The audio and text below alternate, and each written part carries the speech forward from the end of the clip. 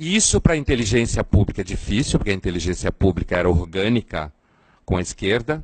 É difícil para a maior parte dos professores e alunos e estudantes, porque continuam crescendo na expectativa de que esse universo que representava o PT significa o universo do bem. E por isso que os analistas portugueses colocaram isso encostado na Inglaterra na eleição do Trump. Por quê? Porque é um momento de ruptura. No caso nosso do Brasil aqui, é um momento de ruptura em relação à nossa história dos anos 60 para cá, principalmente. Tá? Uma ruptura que parece uma ruptura de pessoas que fizeram uma opção menos idealizada, menos sonhada, mais pragmática, mais desencantada, né? Uma opção que alguns leem como o fechamento, recuo, uma opção conservadora, né? Alguns falam o crescimento dos evangélicos, né? Quando as pessoas discutem a eleição municipal do Rio de Janeiro e falam da vitória do Crivella, isso dá medo em muita gente. Quando a gente fala da inteligência pública e universitária, dá medo em muita gente. E não só nesse universo. E o que vai acontecer, né? Como que o Crivella ganhou? O Crivella ganhou porque o outro candidato achava que o Rio de Janeiro era o centro acadêmico das ciências sociais. E ele estava dentro desse centro acadêmico e achou que era isso. E aí as pessoas têm medo, muita gente tem medo, porque o Crivella significa o crescimento de uma população evangélica. Mas não foi os evangélicos que elegeram sozinho o Crivella, senão ele não era eleito, né? Mas esse núcleo evangélico na população brasileira representa duas coisas que dá medo em muita gente. Conservadorismo moral, em termos de comportamento. Endurecimento, um certo endurecimento da visão de como as pessoas devem viver, que muita gente tem medo, certo? Quando eu digo essa muita gente, é principalmente gente que circula pelo mundo da inteligência, que produz conteúdo, que vocês leem, veem na televisão ou ouvem na faculdade, né? E outra coisa, representa uma tendência ao que a gente chama de liberalismo popular.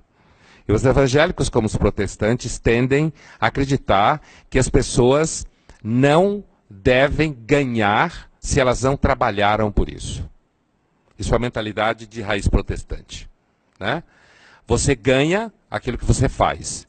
E, portanto, há uma tendência a um discurso de diminuição do Estado. Duas coisas juntas que dá medo em muita gente.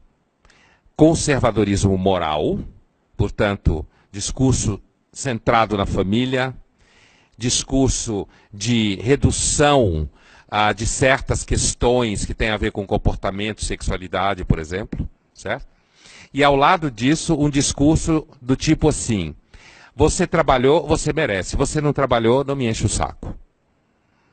E isso significa uma certa crítica a, digamos assim, ajuda social, gasto social, certo? Né? Uma valorização, inclusive, da vida dentro da igreja e não da vida dependente do Estado, né?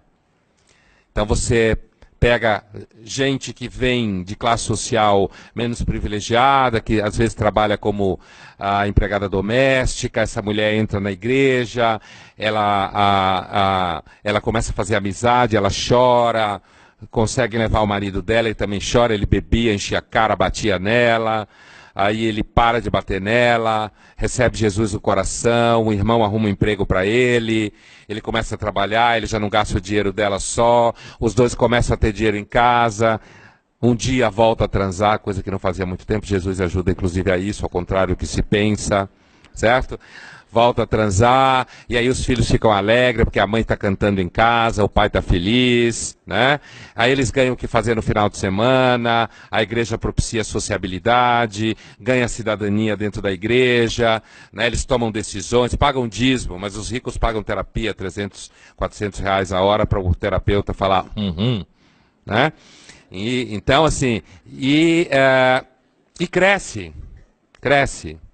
Você tem um sentimento de unidade, certo? Você tem um sentimento de que você participa de alguma coisa. pessoas que normalmente não sentiam que participavam de coisa nenhuma, ganham cidadania. Então, uma das coisas que o crescimento da igreja evangélica no Brasil está ensinando para o povo inteligente, que nem eu, assim, que trabalha com política, ética, filosofia, história, geografia, sociologia e tal, jornalismo, é o seguinte: o movimento evangélico está mostrando no Brasil que ele consegue produzir sensação de cidadania mais do que o Estado brasileiro consegue. E de forma mais eficaz, e mais imediata, e mais barata. É só um dízimo, certo? E você recebe, em troca disso, amizade, sentido, vínculos, um equilíbrio familiar, né? Tudo que as pessoas querem na verdade. E isso rebate em eleições numa coisa interessante que é a pesquisa dá errado. Né? Pesquisa dá errado. As pesquisas estão dando errado, não só aqui. Porque as pessoas estão começando a querer eleger candidatos que elas têm vergonha de confessar que elas querem eleger. Porque se elas falam que querem eleger, as pessoas... Como assim? Você vai votar no Trump? Como assim no Trump? Você vai votar no Crivella? Como assim no Crivella? O cara é evangélico. Como se essa frase significasse algo do tipo: não vou querer isso nunca. Certo? Então, um medo, né? Estou falando do universo geopolítico, né? Um medo desse universo é de que o mundo, as pessoas que têm uma visão de mundo mais conservadora, estejam perdendo a vergonha de dizer que são assim. E estão começando a eleger pessoas que representam essa percepção. Então, se fala na mídia, como assim o Congresso brasileiro, que saiu da última eleição, em que a Dilma ainda foi reeleita, já saiu mais duro, conservadoramente falando, e se as eleições municipais, como normalmente elas sinalizam, se as eleições municipais da agora continuarem a sinalizar o impacto nas grandes eleições de dois anos depois, a tendência é isso se radicalizar. Né? E então, isso gera uma sensação, principalmente no universo da reprodução do pensamento público. Eu estou insistindo nisso porque é isso que vocês ouvem, é isso que a gente ouve, é daí que produz a percepção. Isso causa o sentimento de que o mundo está mudando, o Brasil está mudando, e de repente pessoas saíram da toca e começaram a falar, sei lá, vou usar um clichê, gente que vira e fala assim: eu acredito em Deus mesmo, e daí? Ou eu acredito na família, e daí? Né? Ou eu sou evangélico mesmo, eu congrego em tal igreja, e daí? Né? E isso você ouve... como assim? Da onde você apareceu? Eu pensei que você tinha sumido. Ou você estava em desaparecimento. Né? Pelo contrário, no caso dos Estados Unidos, né? Então, no Brasil... o medo nasceria do sentimento de que o Brasil está fazendo uma guinada conservadora, no sentido moral e político. Né? E isso, eu quero que fique claro para vocês, não sei se está claro, isso no ciclo pós-ditadura é uma ruptura. É uma ruptura porque as pessoas tinham medo de dizer que pensavam assim, queriam isso, porque tinham medo que achassem que elas eram torturadoras, malvadas, cruéis. E as pessoas estão perdendo a vergonha na cara de dizer isso. E falam e acabou. Olha, eu não sou torturador, não sou nada disso, mas eu acho isso. E depois que já foi eleito, fala, votei em fulano. Né? Vamos ver se isso vai se reforçar nos próximos 2 anos.